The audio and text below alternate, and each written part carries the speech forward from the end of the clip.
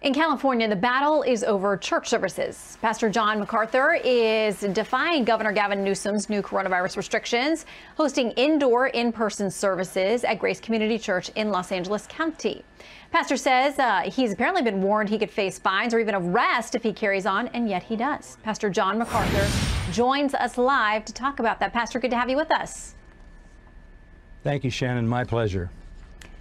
Okay, let me start with this headline, a piece written by a doctor. He says churches could be the deadliest places in the COVID-19 pandemic. He says the combination of singing in close quarters and decreased ventilation is nothing short of a petri dish or cell plate for viral growth. What worries do you have or not have regarding, the reality of this particular virus, which seems to be very contagious? Well, there are two ways to answer that. As far as our church goes, we have no one in our church, and we're a church of 6,000 to 7,000 people that we know of who's had any effect if they've had COVID. We don't even know of only a handful of people who had COVID and they were without symptoms. So we've had no issues there. In the state of California, the statistics are about 8,500 to 9,000 people have died out of 40 million.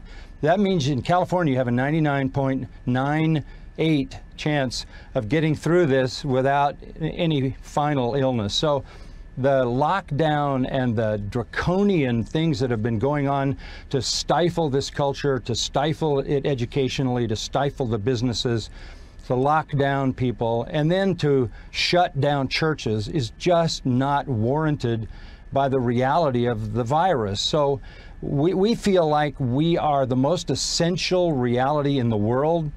Look, Jesus is Lord. That is the Christian confession. It's always been our confession since he rose from the dead. Jesus is Lord. He's Lord of the universe, and he's Lord and head of his beloved church, which he redeemed with his own blood. He is the head of our church. Governor Newsom is not the head of the church. Mayor Garcetti is not the head of the church. We respect them for their temporal officer leadership in our government, that when they move into the life of the church and tell the church what it can do, they're usurping a role that they don't have. The Constitution doesn't give them the power to do that, and they don't certainly have the spiritual power to do that, to usurp the place that only Jesus Christ has over his church.